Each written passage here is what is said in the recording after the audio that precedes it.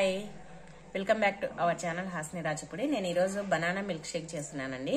ఈ banana milk shake చాలా బాగుంటుంది. ఎవరైనా బంధువులు వచ్చినప్పుడు అలా తొందరగా ఈజీగా చేయడానికి చాలా సింపుల్ గా చాలా బాగుంటుంది.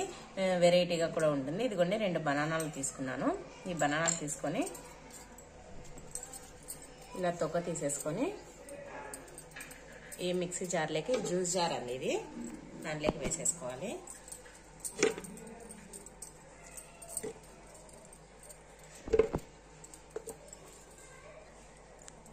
చూడండి 2 బనానాలు వేసుకున్నాను.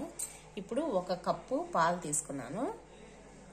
చిక్కటి పాలు 1 కప్పు. 1 కప్పు పాలు వేసుకొని 2 టేబుల్ స్పూన్ల షుగర్ అండి.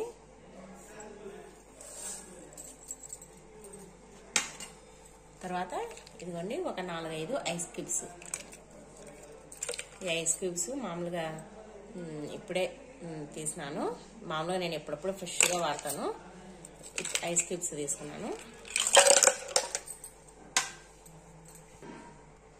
ఒక 4-5 బాదం పప్పులు, ఒక 4-5 జీడిపప్పులు తీసుకొని ఇవి కూడా వేసేసుకోవాలి. ఇవన్నీ కలిపి మిక్సీ పట్టుకున్నాము.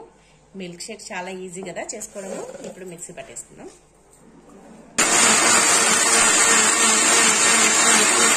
అదిగోండి ఇలా మిక్సీ పట్టేసుకొని చూడండి. ఇప్పుడు సర్వింగ్ గ్లాస్లోకి తీసుకుందాం.